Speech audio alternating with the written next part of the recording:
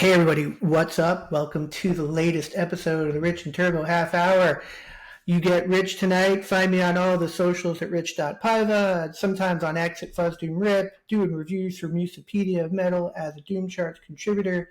I have John Gitz with me, who is obviously an icon in the scene, if you will, but also the founder, the head poobah, the booker, and everything else of Planet Desert Rock Weekend in Las Vegas, who has one coming up January 29th through February 1st of next year. John, what's up? How you doing? Well, there's another first for me in life, and that's being called an icon, which you're being way over gracious. But thank you for the recognition. And yeah, it's been a long, strange trip, doing Vegas Rock Revolution and then branching out and doing Planet Desert Rock as well over these years. When you and I talked last year about this, it almost sounded like this might be the finale of Planet Desert Rock. Maybe you don't remember. Maybe it was a bad day for you. Maybe you were tired that day, or maybe there was some truth to it. Is this the finale of Planet Desert Rock? No, and if it was, it would be an amazing lineup to go out on, right? My plans are to do this as long as it's successful. And what I mean by successful is it has to meet a lot of criteria. And so one of which is that it covers its cost.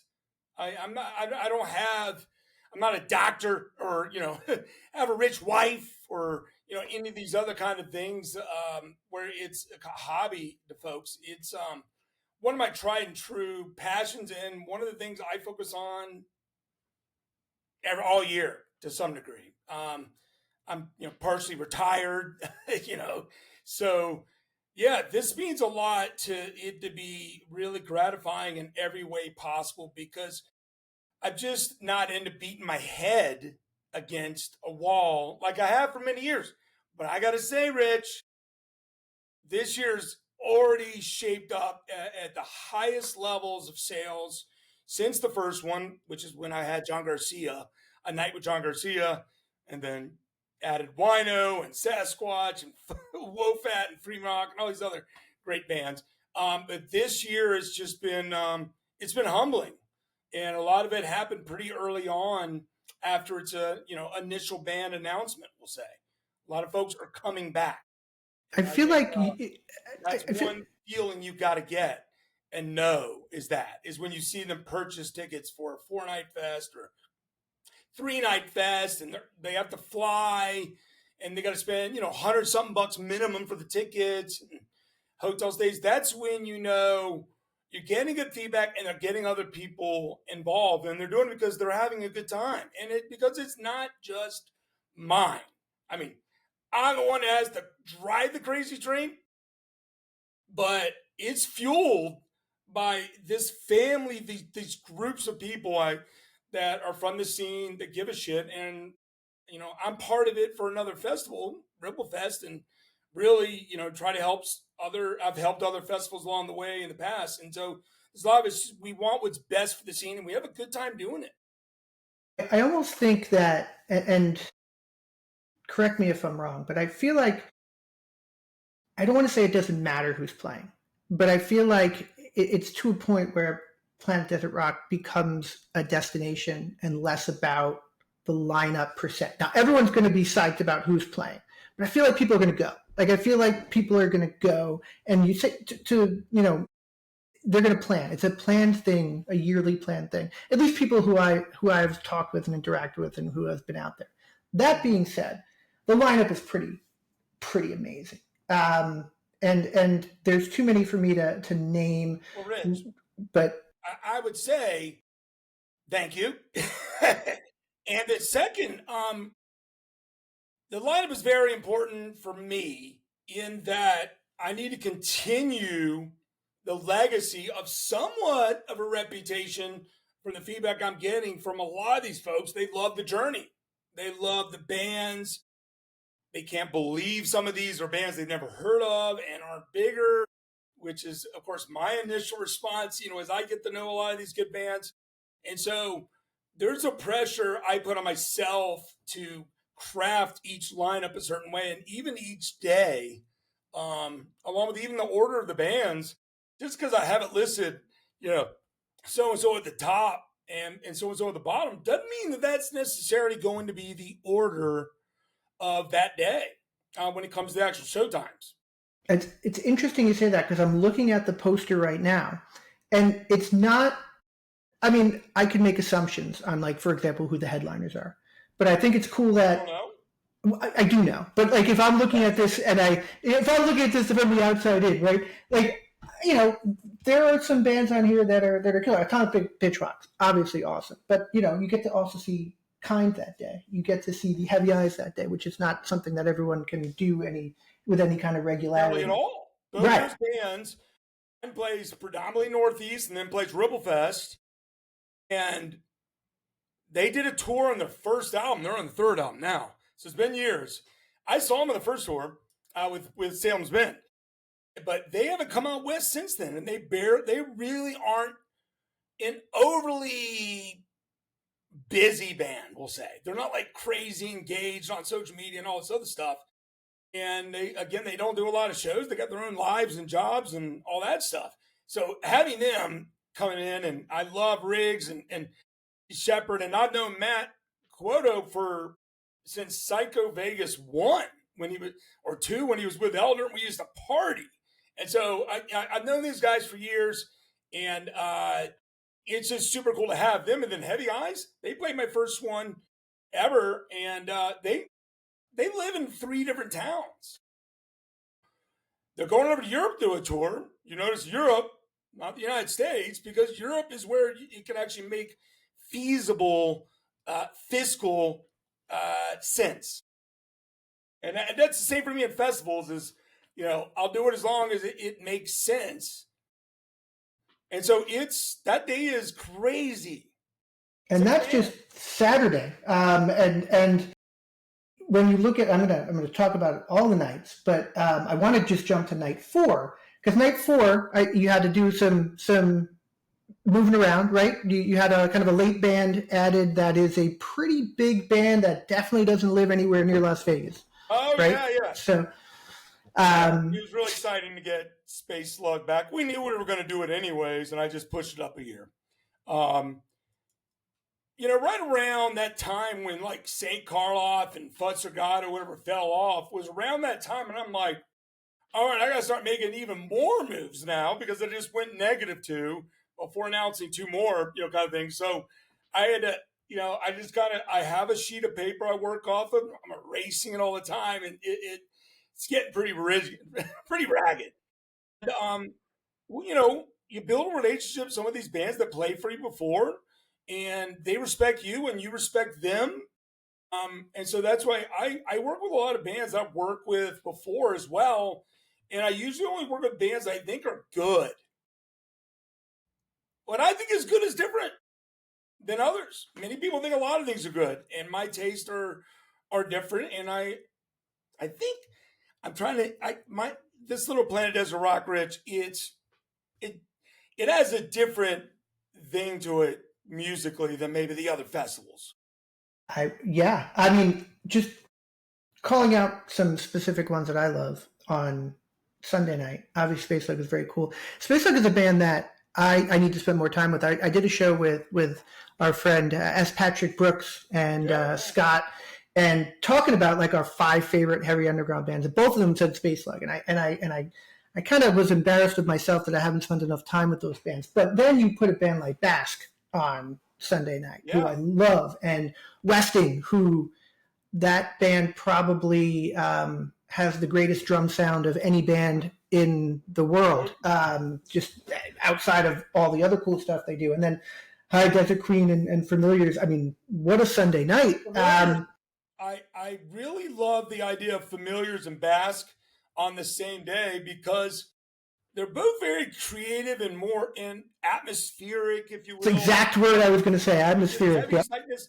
One of them has some Americana influence in it, and the other one says they have Canadiana. And Familiars is chronically underrated or unknown, quite frankly.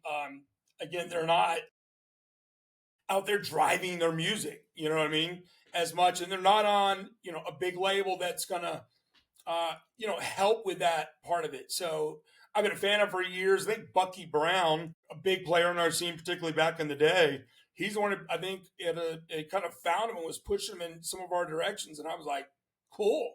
And they've been creative and different in every album. I mean, the one of the singles they put on this last album, it's got, this one little part where it slows down and it's, very country twangish kind of guitar for a minute.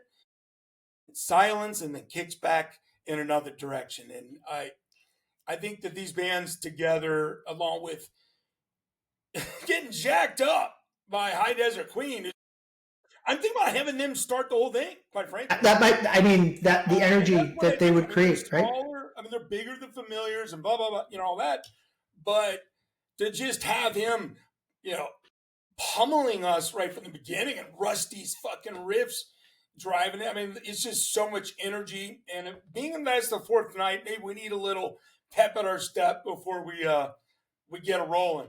Friday night. Westing is going to be. They never play. I mean, yeah, I was going to say that to get to every couple of years. Oh, you want to come over to Vegas to do something, And this time he said, "You know what? Let me look into it." And so I was like, "Wow, all right." I think that's the other cool thing about what you do is you get bands who don't come through every 6 months, right? Don't tour every 6 years even, right? Like that's why it becomes more of a destination. Friday night is, I think, that energy night. Bask has never been past Wyoming, they told me the other day. So I'm kicking myself that I didn't get to go see them in Florida when they were here a couple of weeks ago at Tampa Doom and Gloom. That's a whole other story. Oh, yeah. Buddy of mine saw him down there. Yeah. All right. You're talking about Friday, which, that's the Ripple Music Showcase. Yeah, I'm looking at those bands. You got Freedom Hawk, you got Bone Church, you got Paralyzed, you got a relatively recently signed Devil and the Almighty Blues. Ripple and Todd are doing the represses of all their records. You have Kaiser, who is, well, I guess Kaiser technically did one of the splits, right? So yeah, everyone's put stuff out. I think I think Todd has copies of the newest album in part to help, along the way. I think he has some of those, and then which he of course did the split. I helped him with that split. It was Kaiser and Captain Caravan, and that was my favorite artwork of anything I've been involved with. I mean, that was Mango Beard did an unbelievable job, and Kaiser is fire. Like it's going to be one of the heaviest bands of the fest. Has Paralyzed played in the U.S. before? No. Have they done a tour here? I didn't think so. No. And Kaiser came over here for Planet Des Rock 2. And so they did maybe a week's of shows. But I think this one, they're just coming over. And there's a couple other bands from the Northeast or the East, Bone Church and Freedom Hawk. I don't think Bone Church gets out too far west either, right? Out of Connecticut. They did a quick tour down to Ripple Fest, maybe a time or two, but then the second time, like their bus broke. So they got there like late that night and they couldn't even play their show. And then they played like, go down to Houston or San Antonio or something like that. And that's why they even have that song about Texas in there. But no, Bone Church never played out west. And what's interesting is I've been involved, or I would say I championed them since the very beginning, early on, and even kind of put it in a direction for Todd, we'll say. And me and Bone Church have kept up over the years. And when I hit them up, I said, "What's going on with you guys, like lately?" And they go, "Oh, we're just finishing up, some songs actually, and we're going to start looking around, see what we need to do as far as getting released." I go, "Well, have you talked to Todd yet?" "Well, no, not really, but I'm like, "All right, well, why don't you do that?" And so, hey, here's an idea. And so, and they'd already done an album or two with Todd, but it was just, And so when they, they connected back with Todd, and next thing you know, they got a release date, ahead of the festival. And here we are. And I'd heard the album after they told me they had something recorded, and I'm like, God damn. The Bone Church, like, that's the most, really creative and dynamic album they have. Lots of different sound / influences to it. Yeah, suddenly they became like this heavy ZZ Top thing going on, which was very, very cool on a couple of those Some of songs. it, yeah. The I Bone thought they Church had is songs that sound like Graveyard even, or the maybe they still interesting. do. And I'm like, that's pretty fucking good. Listen, Rich, I saw them at Ripfest 1, and that band is fire live. I mean, they are insanely good live. Great singer, like great frontman. He's singer. You know what I mean? When I started to concentrate and focus on my musical kind of what I was doing and listening to in 2020, it really happened when the shit all went down. Two albums that got me back into kind of heavy music and undergroundy music, heavy underground, whatever you want to call it. It was Bone Church, Acid Communion, and The Brink by Solace. Those two records got me to see what was going on as I was just kind of floating around with no real focus on what I liked and would grab something from every genre and just kind of looking at those two records. And then Bone Church, Acid Communion record opened up the entire Ripple catalog, which then opened up Oh, everything wow. else that was kind of on the periphery of that. So I'm relatively new to the scene when you look at it like that, but obviously very That's a cool passionate about it. entry. But That's a cool entry into the Ripple world, we'll say. And everyone has a story. Some remember, some don't. I'm kind of the same way as you. And I love that Solace album. And that's, and I just had them this year at Planet at the Rock. And those Jersey boys rip it. Like, yeah, it's so good. I So, and that album was my favorite of all of them. yeah, me too. The Brink is still my favorite, and I don't like to say favorite guests on my show, but they are definitely in the top three of my favorite guests that I've had on the show. We had so much fun with them, and then I mentioned the New York Giants to them, and lots of stuff happened after that because we're both Giants fans. And that was before. What I am. Oh no! Well, Cowboys, not Yep. Cowboys. Oh, all right. Long. We'll You continue know, there's a talking. new Hard Knocks show about the NFC East. It just Oh, started on HBO last night. I'll have to go check it out. And it's with all of our, Giants, Skins, Cowboys, and Eagles. Though I found myself watching that entire Giants game on Monday night, and I realized that I hate myself. That's why I was watching it. I just was trying to torture myself, but I did get some good material when the kicker just flat out missed I the saw ball. a little thing on that. But anyways, Anyway, football edition. But let's talk Thursday. I'm out of order here. We're going out of order, but it doesn't matter because there's no rules on this show. Wait a minute, you didn't mention a band up front. Well, Devil and the Almighty Blues, they're actually one of the biggest bands playing this fest. If you go look at their pure numbers, meaning their followers, and then on Spotify, their listens, they're one of the biggest bands. They've never played here before in the States. And these Norwegians really got a unique mesh of stuff going on too, but very blues driven, blues and heavy psych driven kind of together. A little bit of graveyardish on some aspects, other aspects, their songs are reasonably long too. They're not really that short. Actually, I don't even know if they have a song barely below 5 minutes. So I need those represses that Todd's doing ASAP. Norway is a pretty amazing place. I talked to a band called Zebulon the other day from Norway, more of a traditional kind of doom band like Trouble Worship, and just amazing, like so much cool stuff coming out of Norway.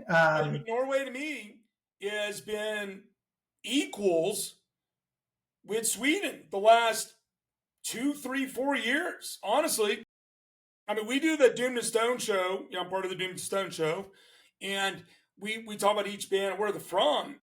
Norway is very, very at the highest level of consistency. Besides, the obvious, us being involved. England and Sweden, have always had a lot, but every single month there's multiple in Norway. You got Slow Mos out of Norway, which is one of the hot it bands that it's going to keep getting bigger. It's impressive to say. Yeah, I mean, Kal-El is I've had some Norwegian bands in the past, and Captain Caravan, they play Planet Rock as well, and hopefully they'll get some new stuff out. And it's amazing. And so I heard this band is amazing live. So You mentioned Slomosa, and it was pretty cool when they got I think they were opening for Helmet right on Yeah. their tour here in the U.S., which is a pretty big thing for a band like that. Who I remember the first record that came out just completely blew me away. I like the second one too, but the first one just was next level stuff. They even played with like an emo kind of, band that was really big, a pretty big one. I never liked that style, so I can't even remember the name off the top of my head. They played a tour with them before Helmet. And That's so their management company, you know, got in with, tour company or vice versa. All that stuff is, relationships and beliefs and, each client's action that can happen. And it just happens. So, but that really helped them grow. yeah, And I had them for the one off show when they had a night off, and I set them up in a little intimate show in Vegas. It was people still thank me for that. that's awesome. So speaking of awesome, Thursday night. Um, the two that I would say are I love Phantom Hound. I feel like Phantom Hound is woefully underrated. I think the record that Jake and those guys put out is just some amazing next level stuff. Glad he's doing better and able to come and do the show. And Isaak, Isaak, that's very cool that They you just got Isaak to announced come. Yeah, him and Phantom Mountain. They're both doing little mini tours around this. Phantom Mountain is pairing up at Saturna, and then you got Isaak just announced today. They're playing like I don't know 7 or 8 shows, maybe 9. Um, and Phantom Mountain and I go way back as well. Championed them early on, and then had him over here for a show. I think Jake is a very very talented guy, and it's going to be cool to have him. And then yeah, Isaak. I mean, it's now my third year in a row having an Italian band. I started out with Black Elephant and then Mr. Bison this year. So now it's Isaac's turn. They actually asked. They're like, wow. hey, can we be your Italian band? And I'm like, you know what? I like you guys. And they already knew I liked them. Yeah, and they're going to bring firepower, I mean, that's just riffing and fast action in your face. One of the heavier bands as well, the Fest. Yeah, the record from last year was a top tenor for me. And Oh, then the Quill and the Well, a couple of the bands, which both different, definitely different types of bands, which is very cool for a Thursday. Um, what so do you know about those two bands? the Quill, I know they put out a bunch of stuff. They put out a record last year, if I'm not mistaken, right? And it's I guess I would call it more. I don't want to say hard rock, but more I guess hard rocky than Yeah, I'd say it's the most straightforward heavy rock you could have, yeah. really. In the traditional sense of songwriting, and having catchy stuff to it. The guy can sing. I mean, wow, can he sing? And yeah, they've been around 30 years, Rick. 30 years. They have a ton of stuff. They've been So to the that States before, though. So, but it's been probably a decade. So, yeah, I'm looking forward. And that's the Swedish band this year. We'll see. and then the Well, who I think they did or they are headlining Ripplefest Mexico, if I'm not mistaken, right? I Yeah. think that they're playing that. Um, Not a band that you see out there a lot playing. I don't know if they're still on Riding Easy or not, but they put out a few of their records on Riding Easy. I'm not I sure if. think they switched to Heavy Psych, Okay, I think. cool. Yeah, they're doing a tour around this as well, and I've caught uh, those cats 3 or 4 different times at various things, including right here in town, and I really like them. I actually set up a show for them in Thousand Mods that I did. So, and they're just a good live band, and I think live is better than the recorded music for them. It's one of those bands, and I think the recorded stuff is pretty cool. It's great to have in the mix when you're. So yeah, they're a lot of heavy psychness to them. The harmony vocals, because Lisa does a lot of vocals with Ian Graham, the singer. Uh, you know, that's going to be a really unique day, I would say. Yeah, there's a lot going on. It'll probably be the well to Quill, in that order too, which really dynamically switches gears, we'll say. So I want to ask you just a question about Don't the forget festival. about Saturna, but all right. Saturna, yes. I mean, you mentioned them earlier. They deserve more just to mention. Yeah, no, the record that they put out was last year. Loved that. It might have been the year before, but it had a blue coat. Killer stuff. Probably their best stuff that they had done. But you mentioned that they're doing a tour around this too, right? They're doing a West Coast tour. I mean, going over to Texas, which is smart. Yeah, I mean they'll head out in that direction because once you get in the state of Texas, I mean there's 3 or 4 different cities you could potentially have a venue that you have that option. You know what I mean? And you'll get people to go. I think they're one of the best rock and roll bands there is right now. That album. There's 4, 5, 6 songs I could share with people depending on what the person was and what they kind of liked in the past, and feel comfortable that this be like, here is what rock and roll music can be right now. And they did a bunch of covers too, right? That good of a singer. If I'm remembering correctly, on that record they did some covers too. They did Come Together at the very end of it. Yeah, so I thought it was cool they did that because you could tell kind of their range of what they were capable of doing. And they did Sabbath song, a Beatles song, a Hendrix song. So you kind of know where they're coming from. Too. Oh right, yes. I mean, if you go look into their, deeper into their stuff, their YouTube and all that, yeah, they're very versatile when it comes to being trained on that family tree of the harder side of rock that started in the 70s, whether it was Sabbath or Zeppelin, all the way to the Soundgarden, Alice in Chains era. I think they're right. They like that path just like I do, quite frankly. That's my path that kind of guides me in this kind of music the most, is stuff that has those elements to it. Like, it could be newer sound and stuff, but there's a lot of stuff in the 70s, 90s range. It's not like it's stereotyped necessarily. So Saturna's great. I've seen them live. They played Planet as Rock. James can sing his ass off live. I saw it for myself. I'm going to put out a video or repost the video that I have for when they played at the Bunkhouse for Planet as Rock. And there's a moment where it gets quiet and he's singing a lower register, and it kind of stops for a minute, and then his voice, the volume, the push of his voice is something you do not hear as much as we like, and particularly her singing. This guy is at a high level of singing, just like the guy from this year. I forget what his name is, from Germ. Their heads were smoking. It was like it was blowing up, and the brain couldn't compute what Germ was doing in front of him. It was dreamlike at Count Amped.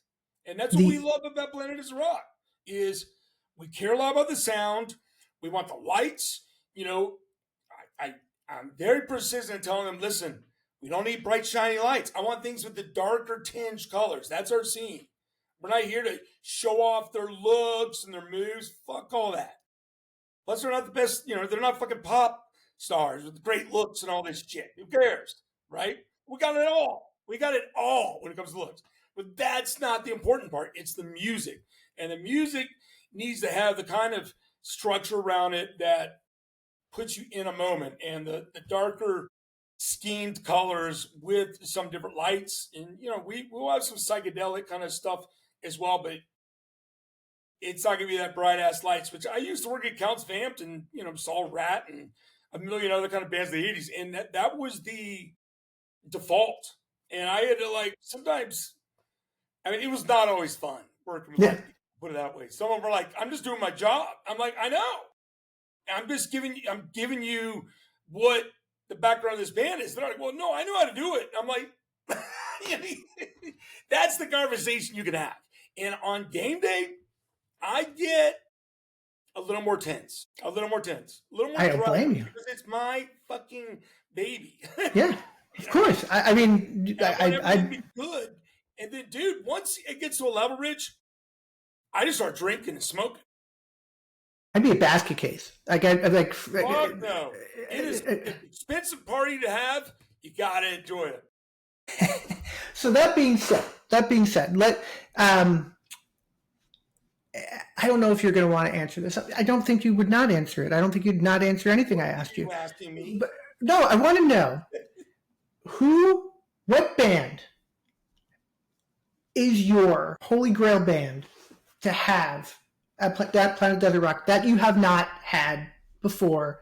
And this could be a band that has broken up, but band members are still alive, and you could get them back together, or a band that just doesn't play a lot, or a band that you love that just you haven't been able to get. Who is that band? Is there one that? Yeah, and I'm not gonna fucking say Caius or anything like that. That's a pipe dream for people. I know most of the people involved, and I don't know Josh, but I know enough about. He's probably not.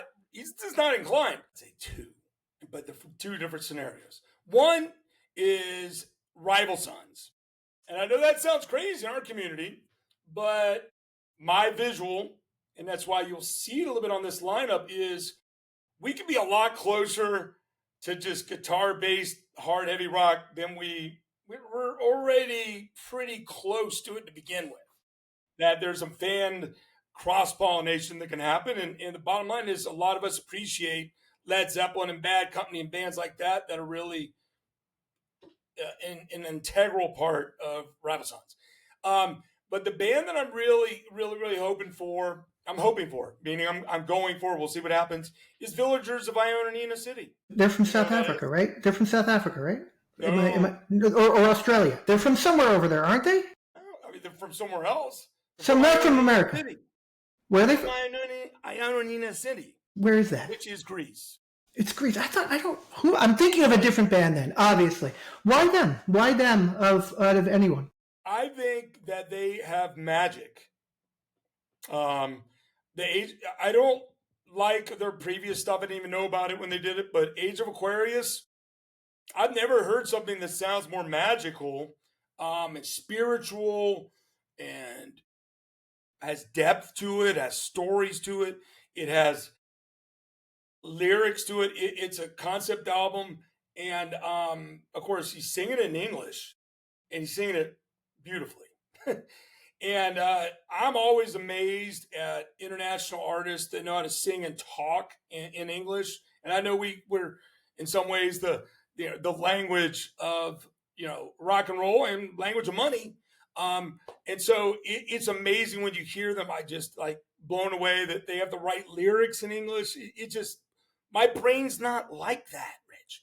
And so their creativity, I mean, they use old ancient Greek instruments as well integrated into it, but the guitar solos and the guitar aspect is blazingly good and versatile. And they even have a couple Greek lady background singers as well. And I've seen the video that they played in Athens right before coronavirus really, really went all over the world and everything else. And go look at them up. I mean, I'm gonna now. Yeah, play like 3 million times on YouTube, and the live video and stuff as well. I think they're a hidden secret. That they're still not overly known to everyone, but that's kind of music that really, I think that that's the kind of music I like to have more and more involved with things, and they have a big crew. So that's part of the problem, and things cost money. But, we've had some chats here and there. I mean, I'd love to have them. I mean, one band I was hoping for was Greenleaf, which I still hold out hope it won't be this one, but the next. Because they're going to play Rookfest first, and they're going to get, So hopefully that, I'm a massive fan of them. And, I mean, dude, I'd love to get Lowrider, but they're a little scared right now coming over here. So it's probably a process, right? I mean, do you have concerns right now on things like visas, or all those things already, like people coming over to play, or is that even a thing? It doesn't matter. That's not a concern for something like this. I mean, everything's a concern all the time, but I can't stress about it. visas are a choice of the band, and it's a costly choice. And so there's other means of potentially coming over here. So just one of many things that you have to think about probably when you look at booking a festival. Well, many things for me, but many things for the band. I mean, when we make this decision together, it's knowing we're all in it to hopefully succeed, but that it could be a losing proposition, but it's an experience. And so that's where a lot of us stand with this. It's an artistic, creative opportunity, and get to see, for some of them, get to see the country, and for us, get to see bands that maybe we wouldn't see unless we booked them. Yeah. And having a lot of cool cats out there that really are supporting my festival, I'm just humbled and blown away, and they're so cool. And we all hug it out, and it's I hang out with them at Ripple Fest. I'll probably go to this other festival out in the desert, and hang out with a bunch of them. I mean, it's cool to see. It's the family you got to choose. That you actually got to choose. Love that. Think about that, Rich. Yeah, a lot of things are going through my head right now about the one I didn't get to choose. So it's about an experience, but living life, man. Like literally, 5 days after the festival, someone could kill over and die just because their time has come, or they get hit by a car, or next thing you know, you can't move around for a while. You got a broken leg. I mean, life is going to continue to have these things come up. And the longer we put off doing fun things, the more chance we have it. We'll never get to do it. And then we're committing ourselves to like the laborious stuff and like things that really aren't gratifying, and maybe potential or even addictions, if you will. And that's what social media is, at times, is if you rather just sit at home on a Friday night and, doom scroll and, watch Netflix or something. I mean, that's a choice you're making, but you're not going to be sitting there on your deathbed later on going, whew, those fun nights on Friday nights, hanging out, just looking at Facebook, checking out a movie. Instead of, oh man, that Friday night when I saw Corrosion Conformity, hung out with Pepper afterwards, it's people can do better. Yeah, and I get it, and that's why money. That's why I'm tomorrow night. I could be the old guy and say it's a school night and not want to drive an hour to Orlando, but I get to see Conan and my new favorite band, Florist, play. Like, how am I going to pass that up? Conan and Florist. Florist, yeah, Florist is cool. Florist is I told them, Florist, they have to rename the band Rich's new favorite band, Florist, because that's how it's going. Because that's how I love them so much. I'm going to hang out with those guys. And Conan just played in the UK. They're flying to Miami. They're playing tonight in Miami. They're driving to Orlando, and then they're off to Denver to some decibel music festival or some shit like that. I just saw them on tour. I get to see Conan, right? I get to go. And how was it awesome? Or? Yeah, I mean, it's heavy shit, man. Not in my wheelhouse this year, but I went for an experience, just like I went to High on Fire, and it's bringing it. You're getting pummeled, but it's an energy that a lot of people were there for the show. I mean, it was a good crowd for Vegas. I'm excited. I'm excited to get to see that. I'm going to see Cheap Trick. The problem I have here, in where I live, is nothing comes through. So when something comes through, I got to go see Truck Fighters.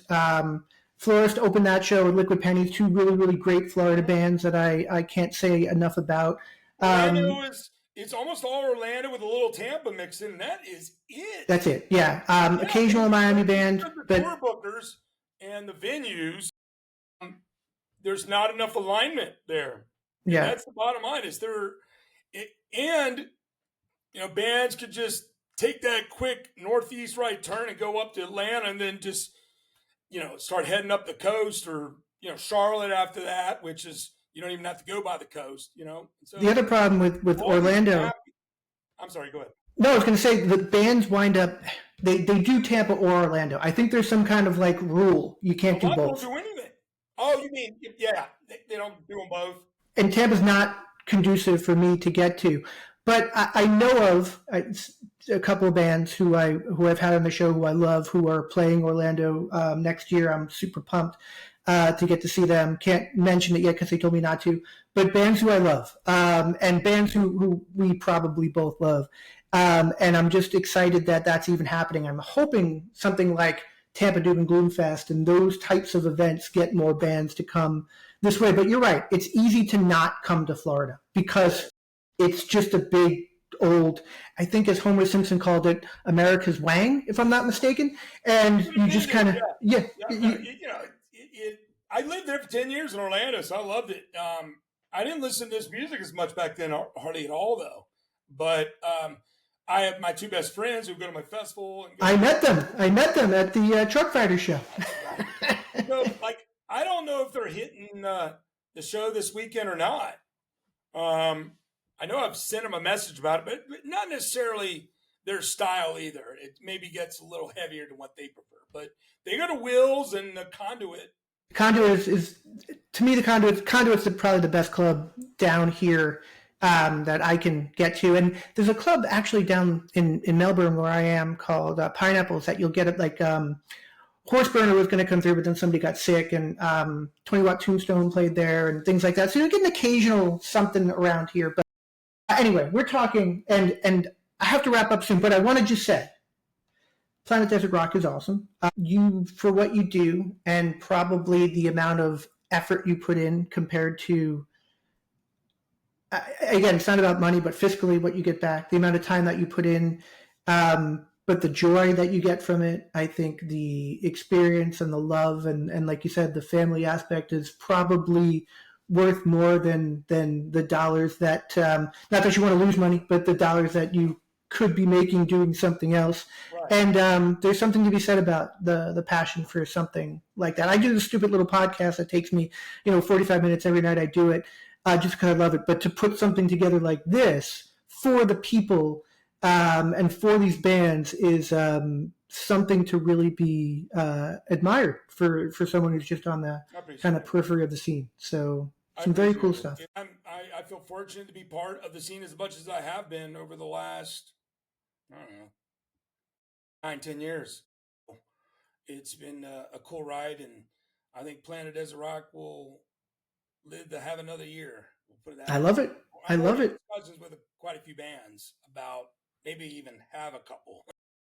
So hopefully I get that announcement out soon after the festival's done. I mean, I don't know if I'll do it that week. That's Ripple's thing too. They'll do it that week. Hey, go order your tickets right now. Pre-order. The last band is going on. Pre-order. Do it now. Yeah. I'm gonna get it. But I mean, I put out 7 or 8 bands, early on, and hell, 2 or 3 of them aren't even playing now, unfortunately. But put it out there, and people were, we're like, yes, we're in. Let's do it. I mean, this is fun. This is different, and that's it's indoors. So it's warm climate, but you can go outside. They have a little outdoor area. You can sit and stand or whatever. I think even a fire pit and smoke, if you know what I mean. Yeah. One thing I also want to call out, just, and I'm not trying to pile on the praise to you, but the other thing I will say is, how supportive you are of others. I understand you have a mutual friend of ours that you're going to do a show with, our friend Sean Patrick Brooks, where you're going to be talking about his heavy Underground Farm Report Fest that he's doing. For Fest that he's putting on. You're going to be talking about that with him. So that's very cool how supportive you are of those things. I'm actually going to be curating a show with him and some of the other guys who are doing some of the smaller fests, because I am so fascinated by it, to be honest with you. I'm so interested in how somebody who's been doing this for a couple of years, somebody who's brand new at it, and we're just going to do a roundtable of me just asking questions about it. But I just want to say it's very cool that you're doing that with him as a guy who's putting on a festival for the first time, helping get that stuff out there. And we both know he's in it for the right reasons too, and his passion for it. So that'll be fun. So everybody listen to that.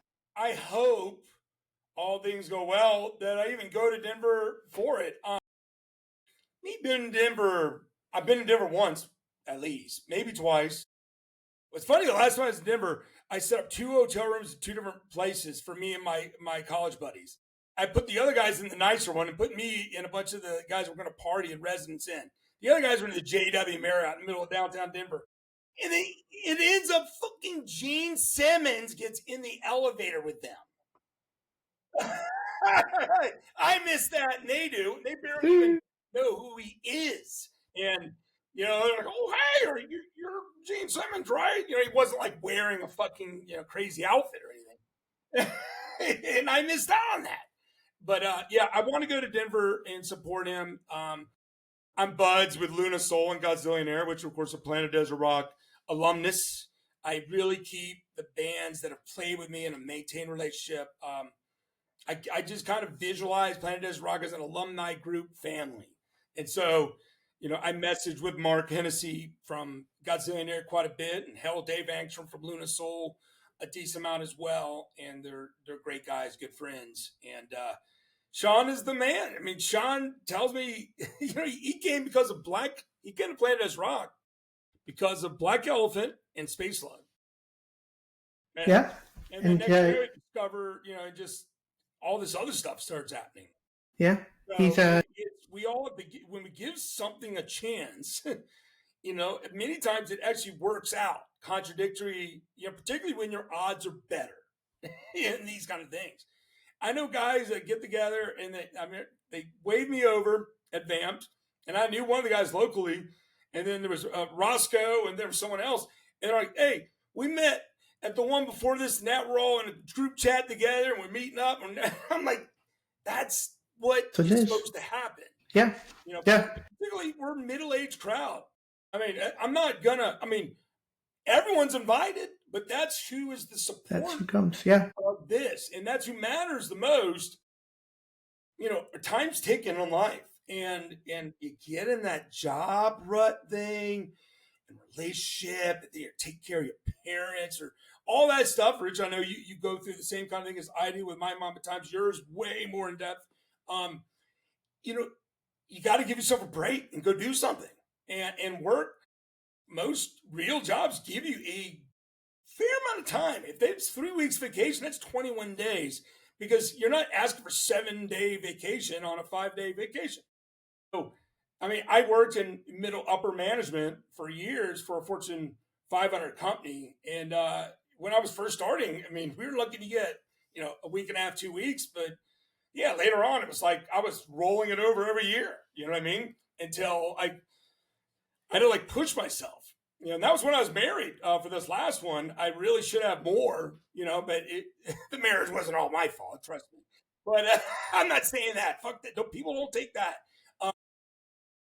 But yeah, traveling more because it creates memories, as long as you get along well. And then you go do and see these beautiful things. Life is more than just making money. Life is more than going from point A to point B to point C.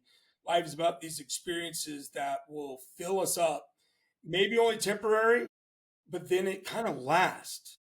Then when you have something ahead of you, like a festival or two, it kind of helps you see through the darkness of life, of what's coming up. Well, if I can just make it another month,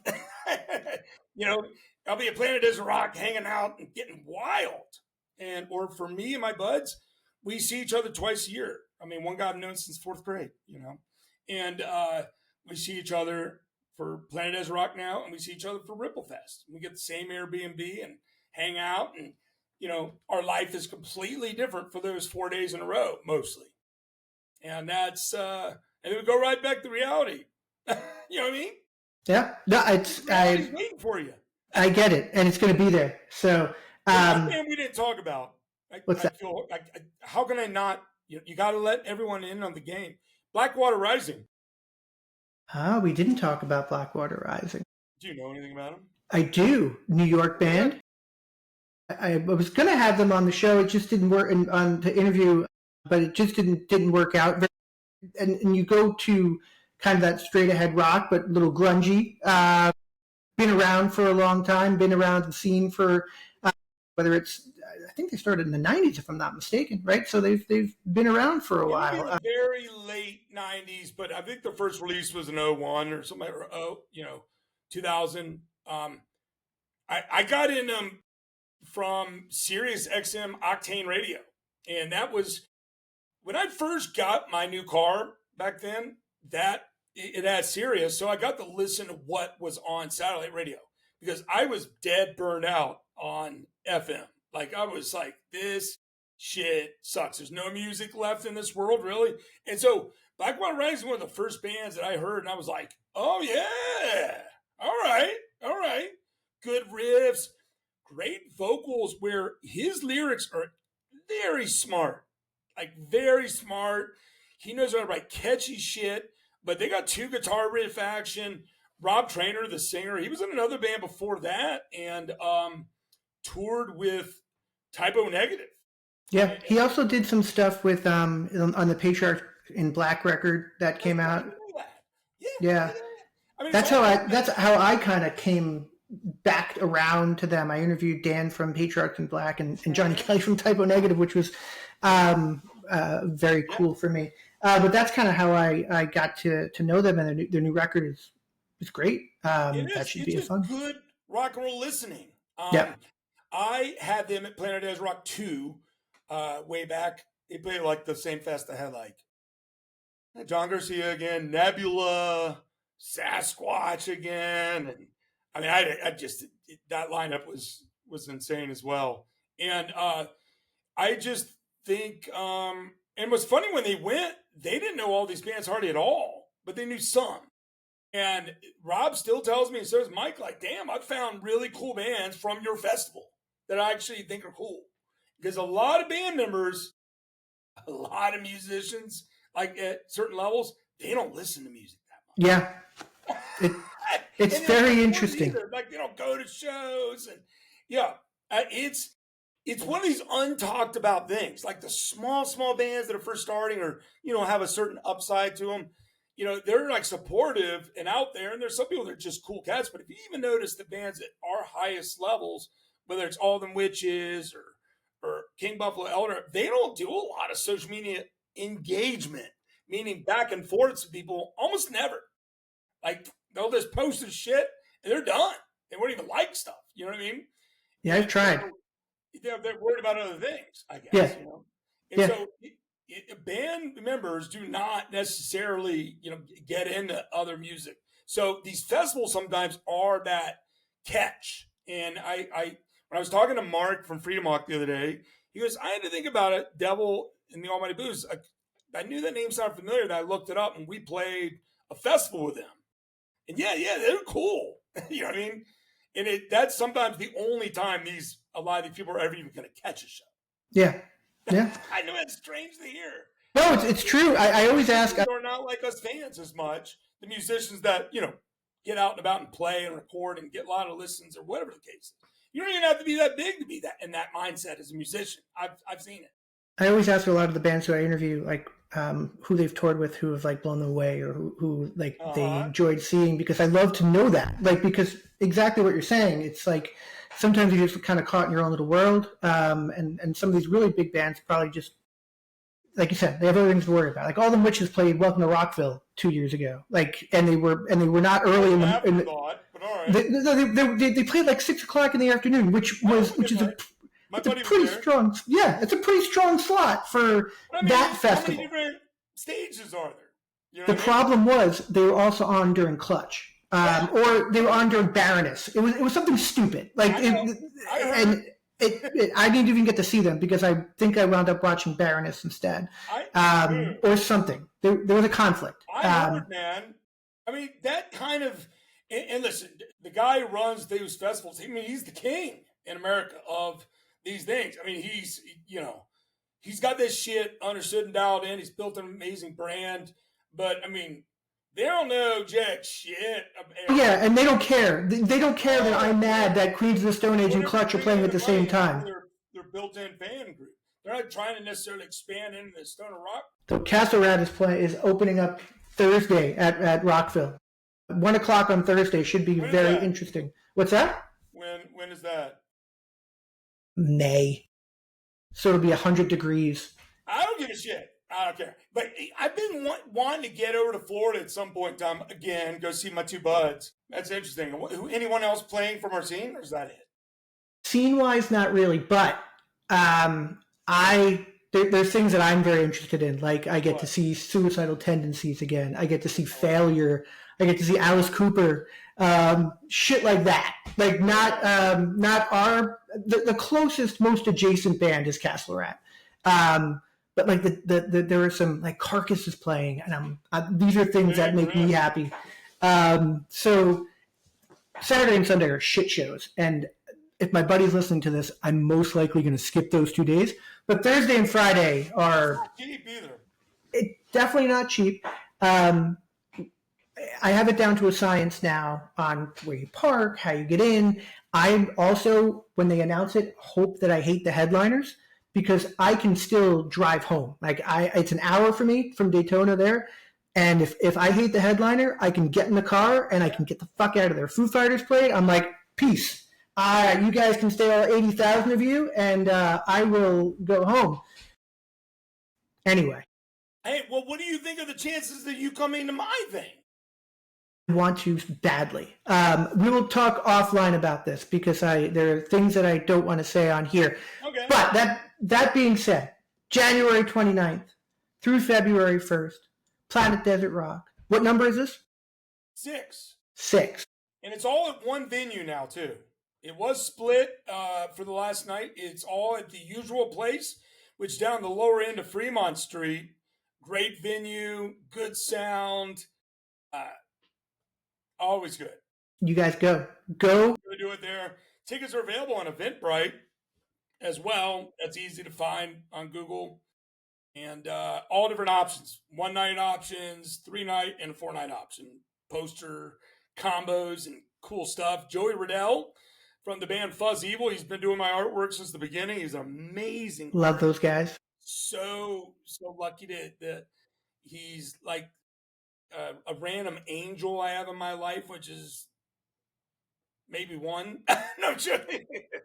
So it takes people working together and caring about something that makes it successful. So I'm just the engineer of this crazy train. Guys, go do this. John, amazing. Thank you for coming on the show and talking about this. Thank you for doing all you do for the scene. Can't wait to talk to you again. Thanks, John. Rich, thank you so much for doing this and appreciate everything you're doing for the scene too, man. Thank you. Have a great night and can't wait to talk to you again.